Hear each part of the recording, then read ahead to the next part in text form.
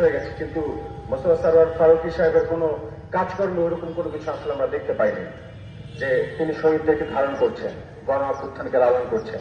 তবে এটা দেখতে পেয়েছি যে কিভাবে অন্যায্যভাবে একজন ডিজের কাছ থেকে সৈয়দ জামিল আহমেদের কাছ থেকে কিভাবে অন্যায্যভাবে চাঁদা দাবি করা যায়, সরকারি কোষাগার থেকে কিভাবে লিখিত ছাড়াই কিভাবে চাঁদা দাবি করা যায়, সেটা তার কাছ থেকে দেখেছি, শিখেছি। তো আমরা এটা তো বুঝতেই পারি যে ওনার কাছ থেকে কতটুকু শেখার আছে বা কতটুকু এই জাতি প্রত্যাশা করে। সেই প্রত্যাশার জায়গা অনেক আগেই তো এই জাতি দেখিয়ে দিয়েছে।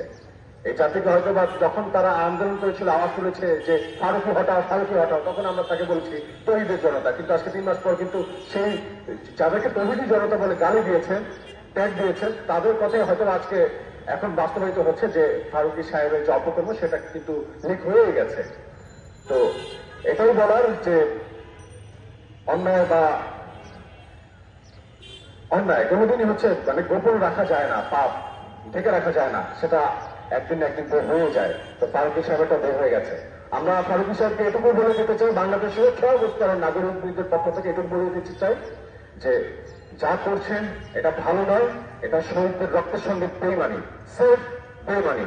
আমরা অতি দ্রুত সৈয়দ জামিল আহমেদ যেন পুনর্বল হয়। আর যদি সেটা না হয়, আমরা ডিরেক্টলি বলবো যে ফারুকী সাহেব আপনার ওই যোগ্যতাই নাই এই দেশের শিল্প সংস্কৃতিকে নেতৃত্ব দেওয়ার।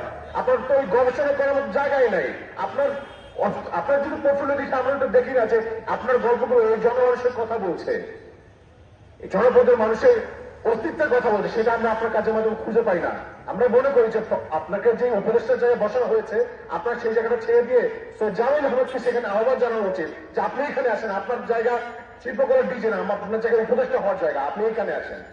জামিল আহমেদ তো দেখিয়ে দিয়েছে যে দেখো, আমাকে যদি তুমি কাজ করতে না দাও, ঠিক আছে, আমি অন্যায়ের সাথে আপোষ করবো না, আমি আমার জায়গা ছেড়ে দিলাম। সে তোয়াক্কা করলো না।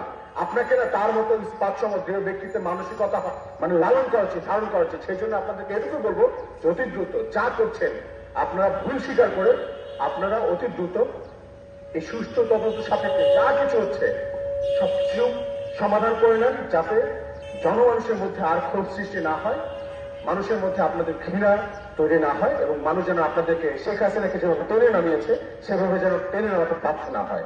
এটুকু বলে আমি বক্তব্য শেষ করছি। ধন্যবাদ সবাই।